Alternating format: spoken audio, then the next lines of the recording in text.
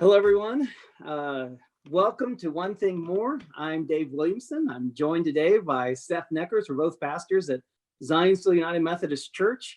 Today is March 21st. We just watched Illinois get upset by Loyola Chicago. So March Madness, yay.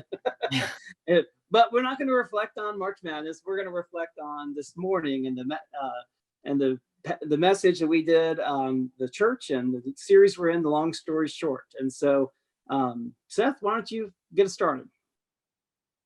Sure. I will say first, as a Big Ten alumni, it was pretty sad for me to just see the decimation that's happening to the Big Ten teams. I always hope that, they'll at least represent well. Can't say that today. But to the serious matter that actually, really, truly matters. I love the sermon this morning. One of the things that really stood out to me, I enjoyed when you put up the slide that had the maintenance-minded church versus mission-minded, and thinking about how that applies to the difference between the two, and how that applies to us as individuals. What do we fall into, and us as an organization, as a community of believers, which do we tend to support. And there's a challenge there. My wife and I were talking about it after the service, that, sometimes it can be, you could do the same thing, but the intent behind what you do can be the wrong intent or the right intent. And I hate to say it, but I've heard so many churches say that the main reason why they exist is to keep the doors open. And I always have a hard time telling people, but I have to, God doesn't care about the maintenance of your institution. He doesn't care about just keeping this in existence. He cares about the world. He cares about the people that Christ loves and came and died and resurrected for. And that's why he's given us this mission, which I think, from the front of the sermon to the back of the sermon, you kept coming back to again and again. Yeah. And I was preaching, honestly, as much to myself as to others, which is often the case, but especially with this, because it is very easy, as I said at the end of the message, to get focused on the institution. And to some degree, I do feel a call, like I'm called to the church, and I'm called to care for the church and to call it to be its best. But yeah, to kind of recognize that the God's passion isn't for the institution, but for the people. And that God's passion is for, it's clear in Scripture again and again and again that God's passion is for the lost, for those that are far from Him. Jesus came to seek and save the lost. He said it, I don't know how many times. And so to kind of keep that passion and remember it, even when, the people pleaser in me wants to keep everyone happy and wants to keep the services humming and wants to keep the church growing, but to realize the heart of it has to be that we have to have the heart of our Savior, that who came to seek and save the lost. And that's who he was here for, and that's who the church is supposed to be for. Mm-hmm. Well, it's even a challenge too of, I think ideally the institution is always supporting that mission and that movement. Right. But, it wants to, by nature, it will start to pull resources for itself. And so it's always one of those constant things we have to battle of. We have to make sure that we are focusing on the church as a mission. And I think even for us as individuals, it's not, the temptation can be for us to think about, what am I getting out of it? What's in it for me? Do I like this? Do I like that? Does this support this? Rather than, Christ is sending me. He's not only called me in, recklessly called me in with his love, but is also relentlessly sending me out to my friends, my coworkers, my neighbors. That's a challenge to do that. We kind of want to fall back into our own personal maintenance mindset of, this is get some stability for me, right? Right. Well, there's less risk in the stability. So, and there's a tyranny of what I call personal preference. Like the way I like worship to be, the songs I like, the kind of preaching I like, and the kind, and especially with how many churches there are, it's very easy for us to just choose, this whole idea of church shopping, like we go shopping for a church that matches our preference, and on the one hand, it's good. I do think we want to be part of a community of faith that challenge us and where we feel like our faith is growing. Mm-hmm. But if our preferences are only criteria for how we choose the community of faith we belong to, then as soon as those things change, then, we just change churches. And that kind of hampers the whole idea of mission, because to be mission driven is to be willing to lay down personal preferences. I think about one of the first churches I served. There was, the church was trying to do new things, putting in screen, playing some contemporary music, and doing things that were probably way outside of some of the boundaries of some. And I remember one of the older members I talked to, who was in her 90s, she was real clear with me. She told me she hated the music and she didn't like my sermons, but we had, she was blunt with me. Got personal there. Yeah, it gets a little personal, but she said, but my grandchildren come to church now, and that to me is worth it. And so there's this willingness, like in her, like she could kind of, at least in her own family line, kind of think, I'm willing to sacrifice my preference for what I want church to look like. If this is successful in reaching my children and grandchildren and reconnecting them to the church I love, then I'll lay that aside. And that's kind of always stuck with me, is, that she was this great example of someone who was missional driven in a way. Mm-hmm. If that makes sense, who put mission over personal preference, Yeah.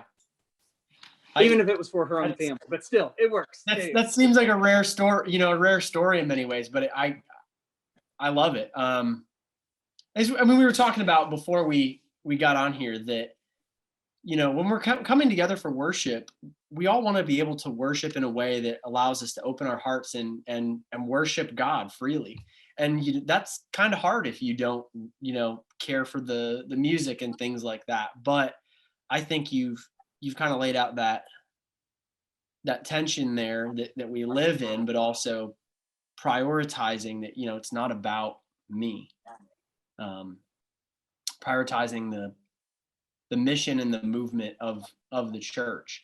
And I think when we're talking about this, we're not just talking about the way that we structure everything on a Sunday morning, right? We're talking about the way that we live as an entire church community, everything that we do, that ideally we're going out into the world. We're being sent every Sunday. We gather every Sunday, but we're also being sent out into the world so that we can be, it might make people a little uncomfortable, but everyday missionaries where we live, work, play. We live actually in the fastest growing mission field in the world. North America is the fastest growing mission field in the world. We tend to think of missions as something that happens out there, at the ends of the earth, but it's really, it's right here. It's more and more like the day of the disciples, where we have to Jerusalem, Judea, Samaria, and the ends of the earth. There's that, as you said in the sermon, there's that expanding concentric rings of growing. We have those opportunities right near us. And I shared it would have been last year, 2020, in our visioning meetings that we did, that where our church building is within 20-minute driving radius, there are 250,000 people, 60% of which do not have a community of faith, regardless of what religion they identify as. So that's over 140,000 people who have no community of faith whatsoever. That's enough that I've said it before, that if every single church in our entire area, right, from the big churches to the tiniest little country churches, if all of them grew by 2,000 members overnight, that there still would be thousands of people unreached. So the harvest is plentiful, but the workers are few. We sit in a mission field that God is calling us to. Yeah. And, and what's crazy about that is I do think sometimes it's a lot easier to do the mission on someone else's turf than your own. Like, I mean, it's hard in your own neighborhood. The risks are higher. The relational risks are higher because you don't want to be that kook or whatever, or you want to make everyone uncomfortable or get labeled, and so it's easier sometimes to be doing missions in other places. I remember the town I grew up in was a small town in Tennessee, and we always did our mission trips somewhere in the Appalachian Mountains, right? Like we did with group work camps, and so we would go to somewhere in the Appalachian Mountains, our youth group, and we would sleep in the gym of some high school, go out and do projects in the neighborhoods, in the neighboring community, and then come back to the high school gym and have worship in the evening. That was a mission trip, right? And I remember I was in college the summer that group work camp picked my hometown as one of the sites for their summer mission. And so people came from all over the country to my hometown, slept in our gym, worked on homes and projects in the surrounding neighborhood. And I remember the embarrassment and shame of all the churches, that instead of embracing this and saying, yes, come on, we're so excited for all of you to come, there was this real legitimate shame of them saying, wait a second, we can take care of our own. Why are you coming to our turf? And it was partially just obvious that needs that we had become blind to because they were just in our context, outsiders coming in were just able to see, for better for worse, they could see, look, there are needs right here that aren't getting met. But I remember that that experience of being in college and seeing a work camp come to my hometown, where we always thought we had to go somewhere else to do this work, and it was always available to us right there in front of us, and we were missing it. Wow. Yeah. So, yeah. One of the things I mentioned briefly in the message was the messiness of mission, especially when you get inclusive and you start bringing in people who don't share the same culture or maybe have different cultural norms. It gets challenging. And one of the stories I didn't have time to tell in a message was from one of the first churches I served in North Carolina. And this church had a wonderful heart.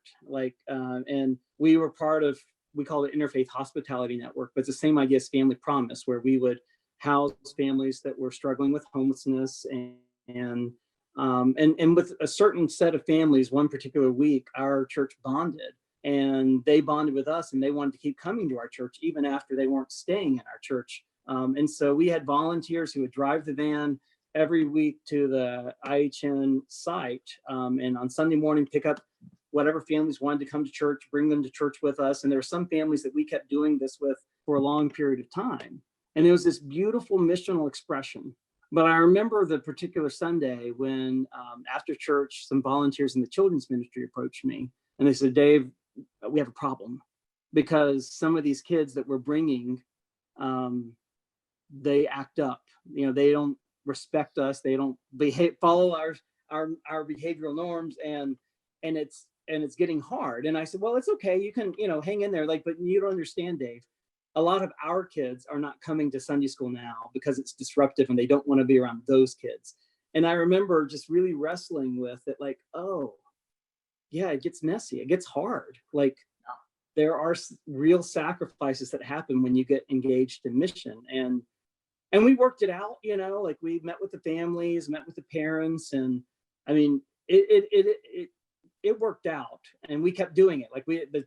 Thankfully, the church didn't give up on the mission, and we kept moving forward. But I remember it was one of those moments where it was kind of real that, missional church is not clean. It's sometimes messy and hard.